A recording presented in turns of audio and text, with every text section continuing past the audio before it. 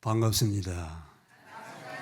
참 오랜만이네요. 네, 감사합니다.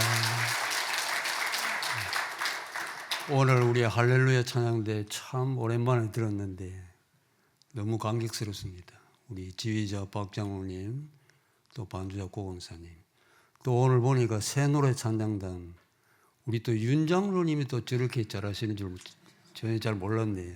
우리 싱어들도 참 수고 많습니다.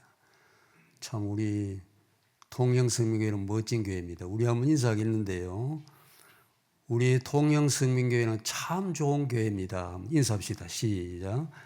우리 통영성민교회는 참 좋은 교회입니다. 믿음의 가정을 이룹시다.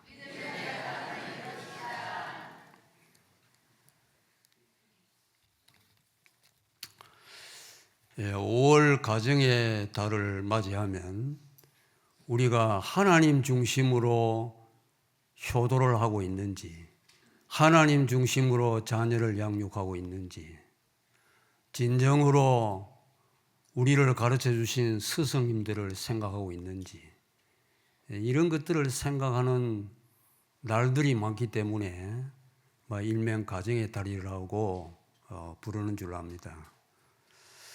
우리가 시대가 변하면서 가정의 모습도 크게 달라졌어요. 과거에는 대가족 중심으로 가정을 이루다 보니까 우리 부모님들께 언제나 일어나면 인사하고, 또 부모님은 자녀들을 하나씩 챙기고, 또 전체 밥상에서 밥을 먹고, 이렇게 각자 자기 일터로 나갈 때가 많습니다. 저도 할아버지, 아버지, 또 어머니하고 또 저 가족 식구가 같이 모여서 생활하고 식사를 한 때도 있습니다.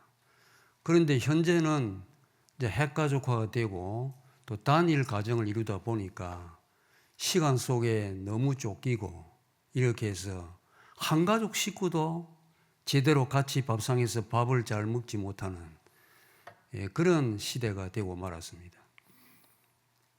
이제 여기에 큰 문제점은 대화 소통이 약해지고, 무슨 급한 전화를 하려고 해도 잘 받지도 아니하고, 이제 이런 안타까운 일들이 있죠. 그런데 앞으로 이 미래 시대에는 굉장히 급진전하는 시대가 되고 맙니다. 우리가 잘 아는 대로 AI 인공지능 시대죠. 요새는 이제는 생명과학 시대, 더 나아가서 로봇 기술이 발달해서 이제는 온갖 부분을 다 점령하고 있다 보니까 별로 사람이 할 일이 별로 없어요. 얼마 전에 제가 뉴스를 보니까 미국의 유명 대학교의 수석한 학생이 챗GPT를 이용해가지고 공부를 해서 수석을 했어요. 별로 대학 교수님들 강의에 별 관심이 없어요. 다 모두가 찾아서 기계에 의지하여 사는 시대가 되고 말았습니다. 그렇다면 오늘 우리의 가정에 대하여 관심을 갖지 않을 수 없습니다. 얼마나 영성 있는 가정으로 발전할 것인가, 얼마나 서로를 격려하고 말씀으로 위로하고 말씀을 가르치고 말씀을 듣는 그런 시대가 될 것인가, 고민을 안 할 수가 없어요. 여러분, AI를 이용해서 아름다운 말로 우리에게 접근도 하기도 하고, 챗GPT를 찾으면 정보가 들어있는 한 어느 정도 답이 나오고, 이제는 모든 것들이 쉽다 보니까 예배도 이제는 VR로 시작하는 시대가 이미 진행되고 있습니다. 나중에 어느 날 이 강단에 로봇이 써가지고 여러분 하는데 밑에 신자는 아무도 없다는 것입니다. 왜? 가정에서 다 기계화로 예배를 이미 진행하고 있다는 사실입니다. 그렇다면 과연 거기에 영성이 살아날까요? 과연 하나님 앞에 경외하는 마음이 일어날까요? 과연 우리가 회개하는 기도의 시간이 있을까요? 과연 성령님의 역사를 체험할 수 있을까요?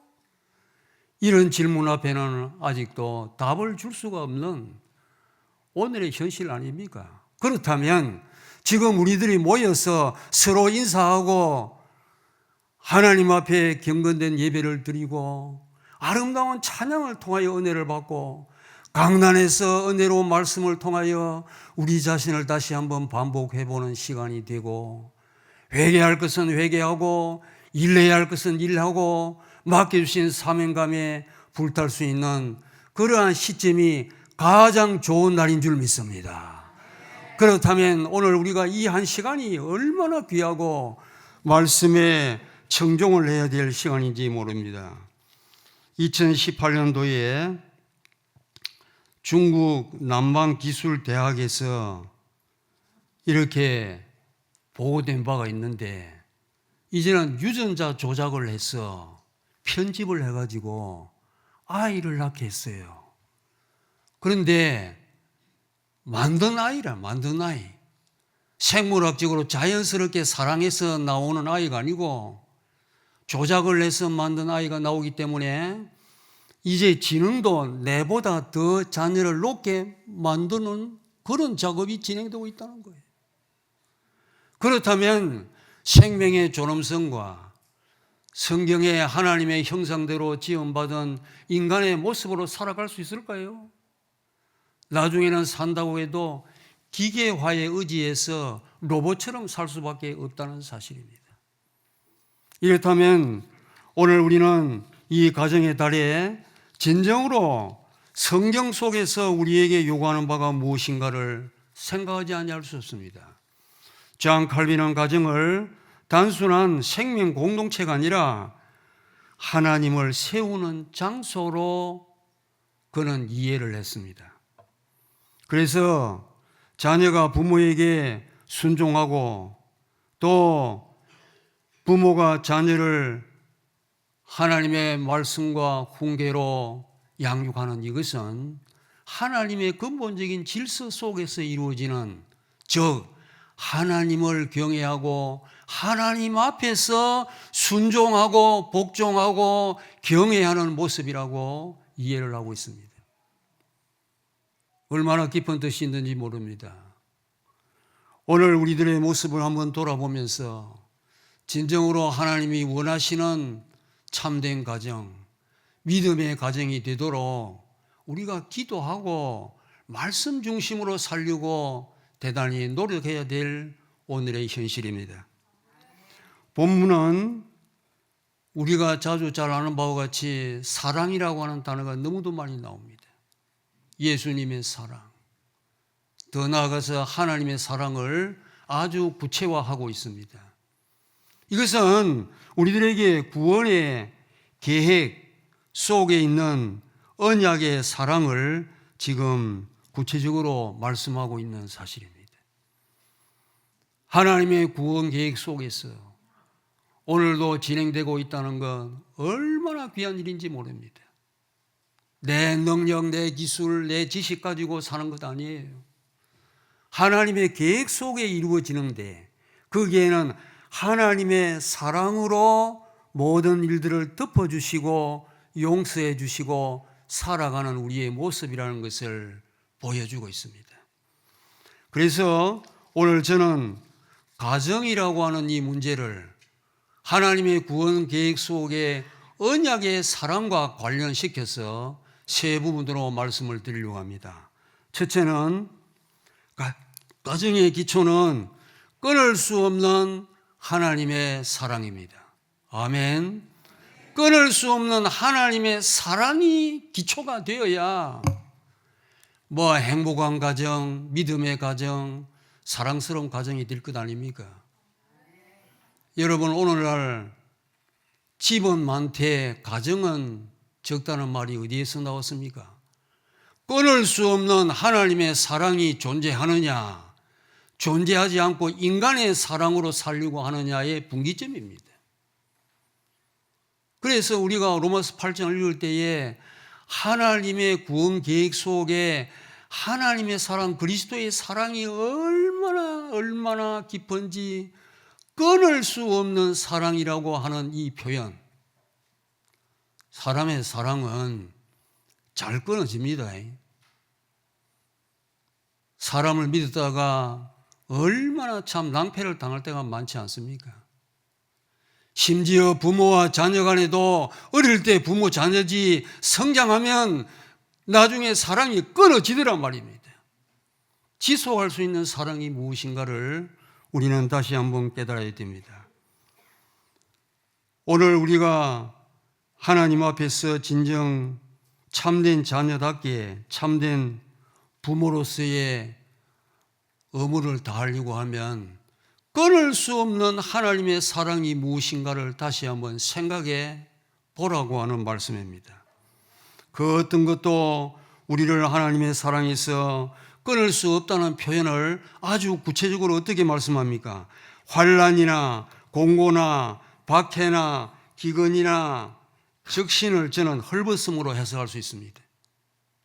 우리가 헐벗을 때에 위험이나 칼 등등을 만나도 그리스도의 사랑에서 끊을 자가 없다. 우리의 삶의 모든 부분에 하나님의 간섭이 없이는 1분 1초도 살 수 없다는 말씀입니다. 그러므로 오늘 그리스도의 사랑을 우리가 다시 한번 깨달으려고 하면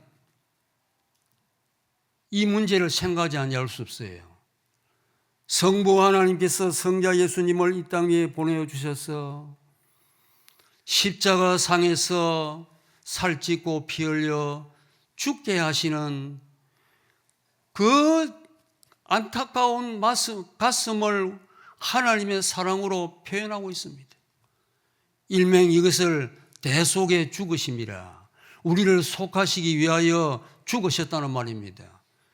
그 보혈로 말미암아 우리가 죄사함 받았고, 하나님께서 너는 내 것이라고 바로 하나님의 소유물이 되었다고 선언하는 이것이 하나님의 사랑이요 그리스도의 사랑입니다. 우리가 이 사랑을 망각해서는 안 됩니다. 대속의 십자가의 죽으심과 너는 내 것이라고 하는 하나님의 소유물, 이것이 그리스도의 사랑입니다. 진정 믿음의 가정은 그런 가정이 되어야 되겠죠. 우리가 룻기서에 보면은 사사들이 치리하던 때에 유다 베들레헴에 기근이 찾아왔다고 했습니다. 그때에 베들레헴 출신 말론과 기럝이 있었는데 이 말론의 아내가 나오미로 다 말들 하고 있습니다. 이제는 이 나오미는 원래 모압 여인인데 다시 그 모압 쪽으로 가서 기근을 면할 수밖에 없는 상황이 되었습니다. 자기 친정 쪽이죠. 거기에서 10년쯤 되었는데 자기 남편이 죽었습니다. 자기 시어머니 나오미가 이제는 내 친정 있는 여기서 살고 우리는 베들레헴으로 가야 되겠다. 이제는 할 수 없이 서로 살아야 되니까 기근을 당해서 떨어져 살자 할 때에 이 시어머니가 굉장히 신앙의 모범을 보인 것 같아요. 어머니의 하나님이 나의 하나님인 것을 나는 믿고 있기 때문에 내가 이 친정 이곳에 머물지 아니하고 어머니 가시는 베들레헴으로 따라가겠습니다. 여러분, 시어머니와 며느리 관계가 이렇게도 아름다운 관계입니다. 여기에 벌써 이방 여인 룻이 그동안에 신앙 어머니, 시어머니 나오미의 신앙을 벌써 전수받은 거예요. 하나님의 사랑을 몸소 체험한 거예요. 그러니까 인간적인 예의 범죄를 지키기 위하여 어머니를 따라갔다고 볼 수 없습니다. 어머니의 신앙을 따라 나도 끝까지 가고, 어머니가 고생하는 곳에 나도 고생하고, 어머니의 하나님을 나도 끝까지 믿고 내 자녀들에게도 전수하겠다고 하는 그런 결심 아닙니까? 이것이 믿음의 가정이지요. 이것이 아름다운 가정입니다. 어머니의 하나님이 나의 하나님이 된다는 이것은 단순한 말이 아니고 신앙 고백으로 받아들여야 될 것입니다. 구약의 요셉을 한번 보세요. 애굽의 총리가 된 뒤에 자신을 팔아넘길 형들, 아무리 혈육의 형들이라 해도 자기가 높은 자리 되면은 한번 복수할 마음도 안 생기겠습니까? 그런 아들의 모습을 보고도 아버지 야곱은 모른 척하고 있던 아버지를 욕할 수밖에 없는 상황 아니겠습니까? 그런데도 요셉은 하나님의 사랑을 몸소 체험한 자요, 나를 여기까지 보내신 이도 하나님이신데 나의 형들, 나를 낳아주시고 길러주신 아버지 어떻게 사실까? 고민하고 찾아보고 나중에 행동으로 옮겼지 않습니까? 그래서 자기 형들과 아버지를 애국과 이스라엘의 경계선인 제일 좋은 고센 땅에서 살 수 있도록 자리를 마련해 들었다는 사실입니다. 이방 나라에 있는 요셉이 말입니다. 여러분, 그런 자녀들 참 만나면 기분이 얼마나 좋겠습니까? 오늘날은 미국에 있어도 전화 한 통이면 바로 통하고 있습니다. 거리는 멀지 몰라도 마음의 거리는 바로 내 마음속에 있다는 말입니다. 이런 것들이 과연 그대로 진행되고 있는가 하는 문제입니다. 제가 한때 삶을 기로했을 때, 젊을 때 아버님이 먼저 별세하시고 어머니와 오행제가 살아갈 때에 늘 어머님이 저에게 이런 말씀했습니다. 하나님이면 하실 수 있어. 하나님이면 형통할 수 있어. 짧은 그 한마디가 얼마나 제 가슴을 찌르는지. 젊을 때도 그 마음을 떠날 수가 없고, 이제 좀 나이가 들고 철이 들어도 하나님은 하실 수 있어. 하나님이 하시면 형통할 수 있어. 저는 그 말씀 한마디가 신앙의 유산물로 저는 생각합니다. 여러분, 부모와 자녀는 상호 보완적인 관계입니다. 그래서 성경은 주 안에서라고 하는 이 말이 굉장히 중요한 말입니다. 주 밖에서는 진정으로 부모에게 효도하는 관계가 성립이 잘 안 돼요. 불신자들은 몰라도 진정 그리스도인은 주 안에서라고 하는 것을 기억해야 됩니다. 그렇다면 부모님도 주 안에서 자녀들을 훈계하고 양육하고 가르치는 일을 병행해서 해야 된다 하는 것을 우리에게 가르쳐주고 있습니다. 그 다음 두 번째는 가정의 구원은 하나님의 선택과 은혜에 근거합니다. 여러분, 우리가 이제 말씀을 연구할 때 이 구원론에 보면 성도의 견인이라고 하는 그 놀라운 과정을 거쳐가는데, 우리가 영화로운 몸으로 성삼위 하나님과 함께 새 노래로 찬양할 영광의 그 세계, 그 천국을 사모하고 우리가 신앙생활을 하지 않습니까? 거기에 이르기 전에 성도의 견인의 과정을 거칩니다. 이건 무슨 말입니까? 하나님께서 구원하신 주의 백성들을 끝까지 사랑하시고 끝까지 구원시킨다는 말입니다. 그렇기 때문에 내가 혹시 범죄하고 내가 곁길로 가고 내가 잘못되이 살아도 하나님 앞에 진정으로 회개하고 주님의 사랑을 느끼고 내가 이제는 주님밖에 의지할 데가 없사오니 믿음의 주를 의지하고 살아가겠습니다 하는 그 사람은 끝까지 구원이 완성된다는 이 말씀 아닙니까? 이걸 생각하면 참 놀라운 은혜지요. 37절에 보면 이 모든 일에 우리를 사랑하시는 이로 말미암아 우리가 넉넉히 이기느니라. 넉넉히 이기느니라 했습니다. 그런데 제가 이제 이 NIV 영어 성경에 보니까 We are more than conquerors through Him. 내가 주님으로 통하여 주님으로 말미암아 정복자들 이상이다. 여러분, 정복이 완성 아닙니까? 내가 정복했다는 의미는 그 이상이 뭡니까? 넉넉히 이기는 그리스도의 사랑. 하나님의 사랑을 우리에게 표현하고 있습니다.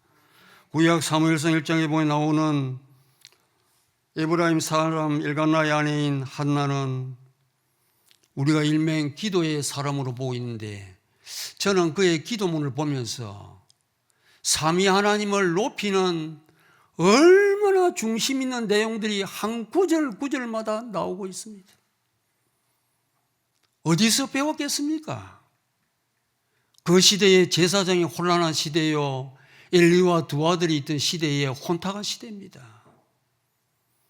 그런데 그는 하나님의 은혜로, 아마도 성령님이 그의 마음을 감동시켜서 하나님 앞에 영적인 교통으로 이어지는 기도를 하고 있다는 내용입니다.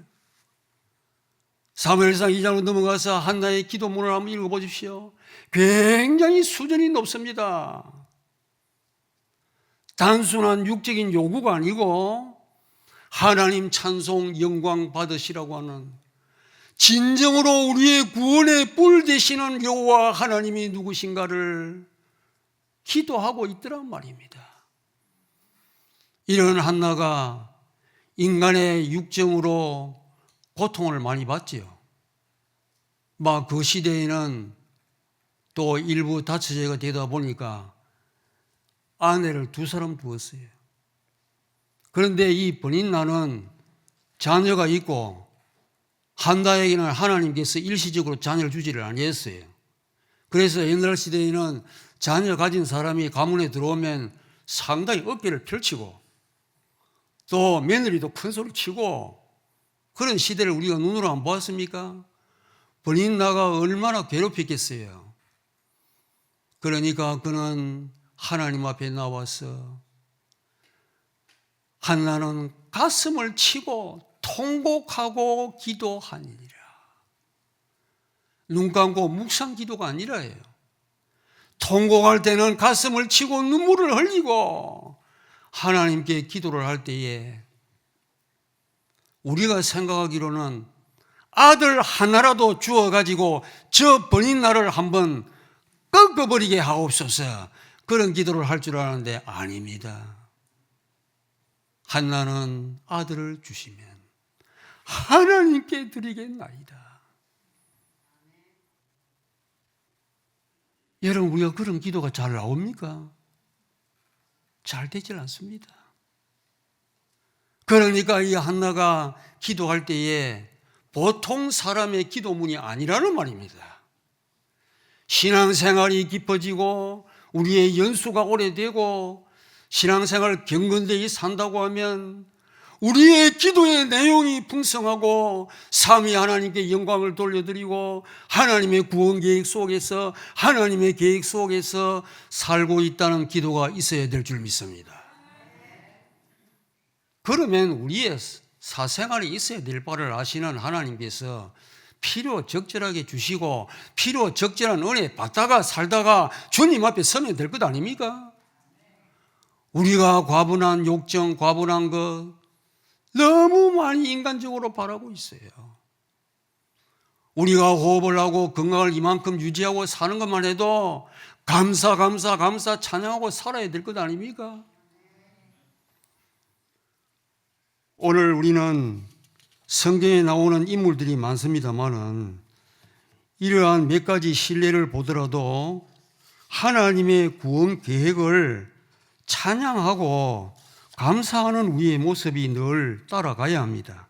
가정에서 신앙의 아름다운 모습을 보일 때에 우리의 신앙이 전수되는데 일반적으로 단순한 교육을 많이 강조합니다. 그것도 일부분은 필요하겠죠.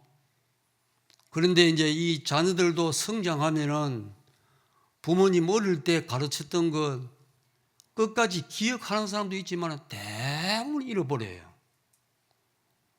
내가 대학교, 대학원 박사가 되었는데 무식한 부모 말씀 별 도움이 안 된다, 그렇게 생각하면 불효자지요.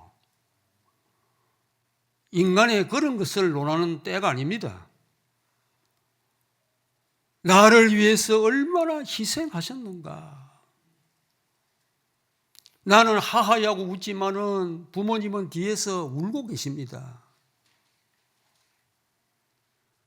나는 말을 척척하고 내 할 말 하고 살지만은 부모님은 하신 말을 못하고 끙끙거리고 가슴을 치고 있습니다.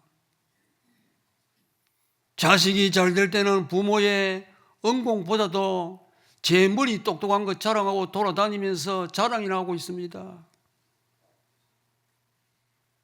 부모님이 졸업장에도 못 가시고 몸이 불편해서 누워있는 부모도 많습니다. 신앙의 가정이라고 잘 될까요? 저는 신앙의 가정이라고 꼭 잘 된다는 법이 없는 것 같아요. 교회에 와서는 진정한 그리스도인 같는데 나가면 불신자보다 더 악한 사람들, 더 인간적이고 욕정인 사람들, 더 욕심이 많은 사람들을 저는 많이 보았습니다. 하나님의 영광을 얼마나 가리우고 있습니까? 그 다음 세 번째는 믿음의 가정은 하나님의 주권을 인정하는 것입니다. 여러분, 계획주의 신앙의 모토는 하나님의 주권이요 하나님께 영광입니다. 이 하나님의 주권을 여러분 이 땅에 사는 날까지 머릿속에 뼛속 깊이 들어 있어야 돼요. 모든 일들이 하나님의 주권 속에 이루어지고 있으니까 하나님의 주권을 기리고 하나님께 영광을 돌리며 살아야 된다 하는 이것이 가슴 속에 들어있다고 하면 신앙의 큰 기둥 아니겠습니까? 가정을 세우는 궁극적인 힘은 하나님의 주권적인 은혜에서 나옵니다. 이것은 모든 상황 속에서 하나님이 다스리고 계심 아래 살아라는 말입니다. 하나님의 주권 아래 살아야 돼요. 이걸 떠나버리면 제대로 믿음의 가정도 안 될 분들은 믿음으로 산다는 말을 할 수 없습니다. 여러분, 우리가 잘 아는 장기려 박사 제 마지막 방을 한번 가봤는데 부산에 지금은 뭐 보건병원이 큰 병원인데 제일 꼭대기에 조그만 14몇 평인가 거기에서 살다가 인생을 마감했어요.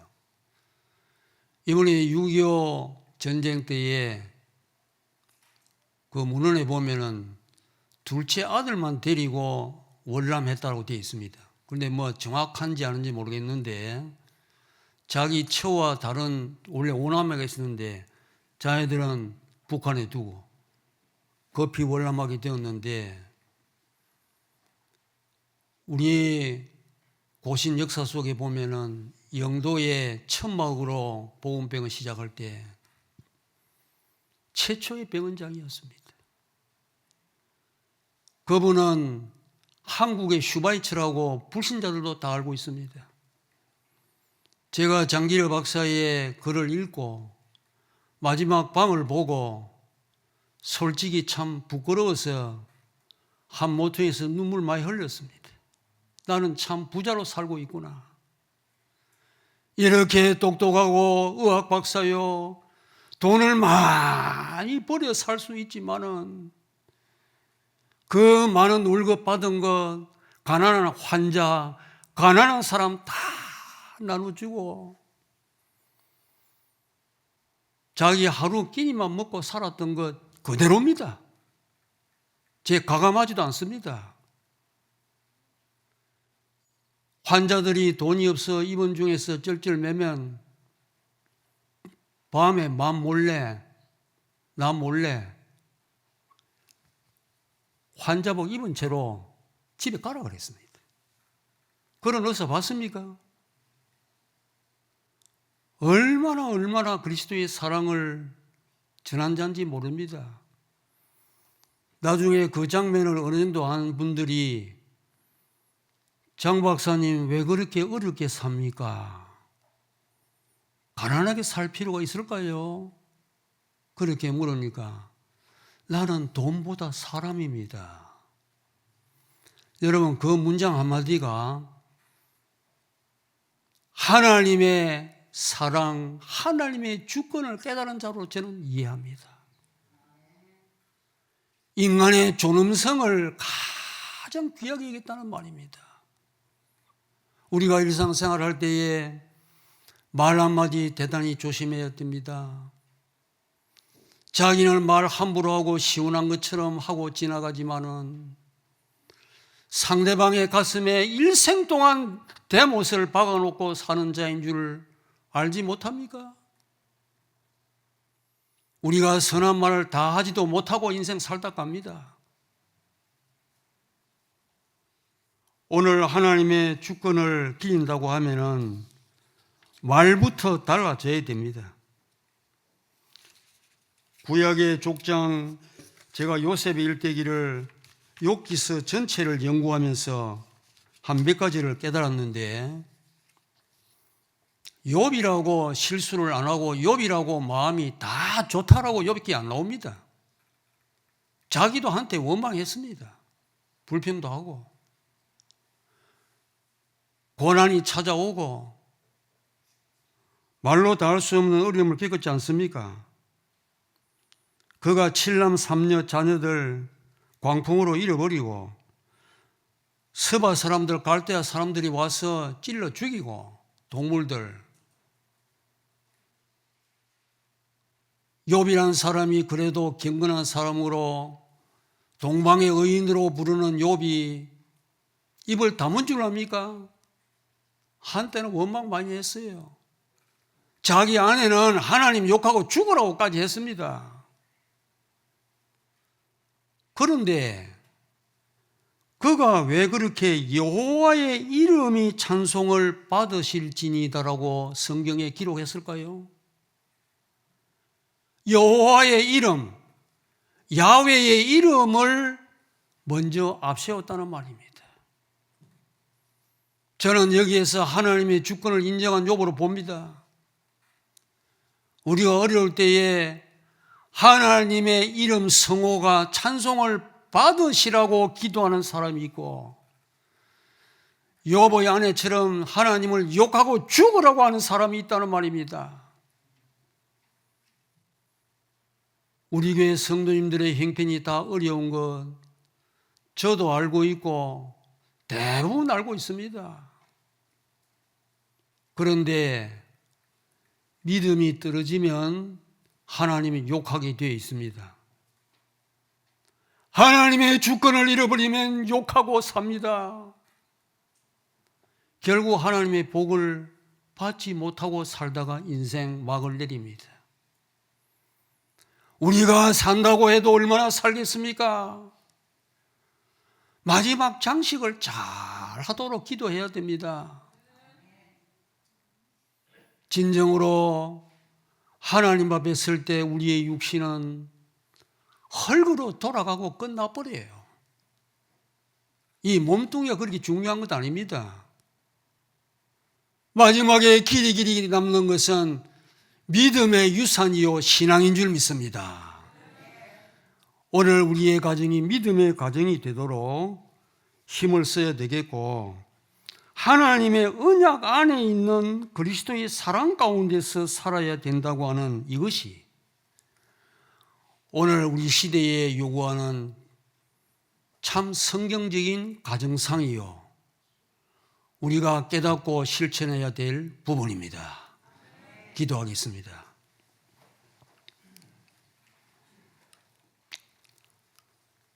자비로우신 아버지 하나님, 하나님 중심으로 얼마나 효도했는지 깊이 성찰하면 황송합니다. 용서하여 주옵소서.